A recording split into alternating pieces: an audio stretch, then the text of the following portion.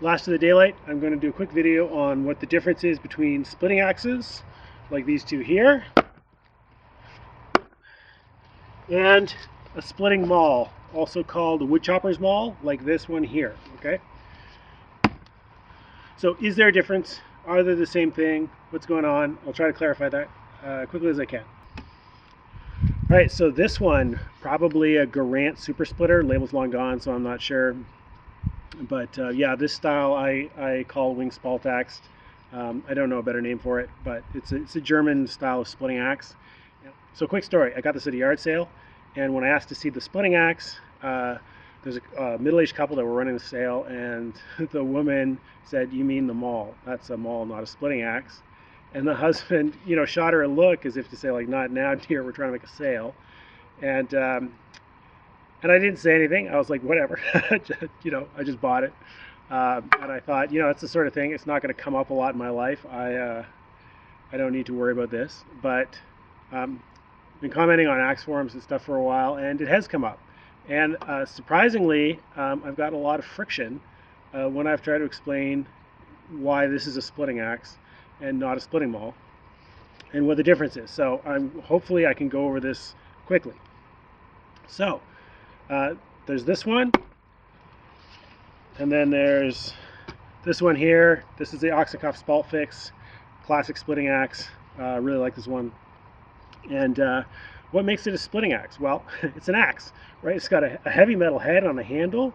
It's got an edge. It's got a bit with an edge, and the edge is used to split, chop, or cut. Okay, so we all know what an axe is, I hope, but we'll cover all the bases. This is an axe, and it's a splitting axe because it's got a very fat, wedgy profile that's great for driving a split down wood and breaking rounds apart into firewood. Okay, splitting axe, fairly straightforward. I should mention that both of these, like all axes, are the steel of the bit, okay, along the edge is hardened. It's hardened up to about here on this axe, but yeah, at least the first inch or two is hardened so that it'll hold an edge, but that's it. On an axe, typically, like this, that's the only part that's hardened. All right, so this is a splitting maul, also called a wood chopper's maul, and a fun old name for these was Go Devils. And what a splitting maul is it's a two-sided tool. One side is an axe side, okay, it's got an axe, it's got a wedge, blade, okay, axe, got an edge, and then the other side is the maul side, and it's hardened at the axe side, the bit at the edge, and it's also hardened on the hammer face, the maul side. Okay, so it's hardened at both ends. It's meant to be used at both ends. It's meant to be used for splitting wood. The maul side drives splitting wedges.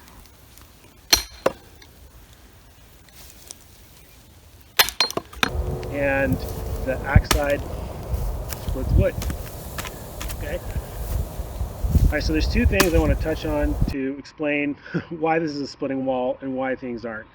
That deal with aspects of this tool. So one is the fact that it's double-sided, so the axe side, the maul side, and then two is what a maul is. So this is a kind of maul, but there's lots of other kinds of mauls.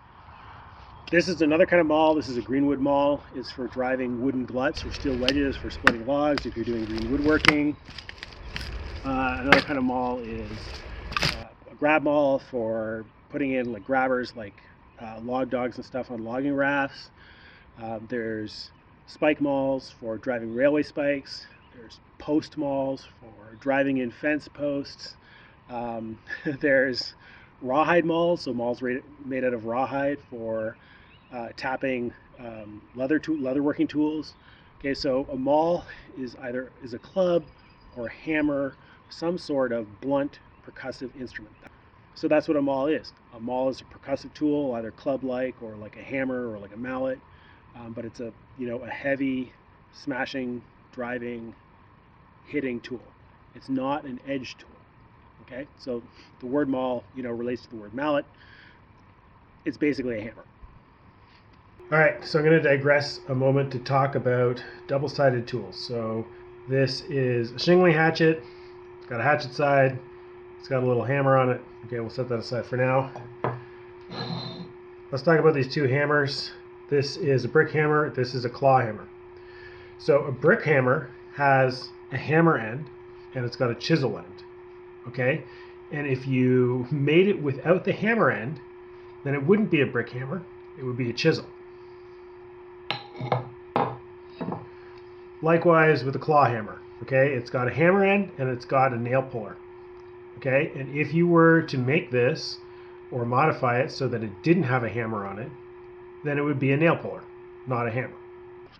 So what if you take a splitting maul and take off the maul part? Then you're left with the axe part. And we have a name for that. That is a splitting axe, okay? So yeah, these have a non-hardened pole. They're not meant to be hammered with. If you do use them as a hammer or as a maul, you know, you'll damage it and eventually you could ruin your axe.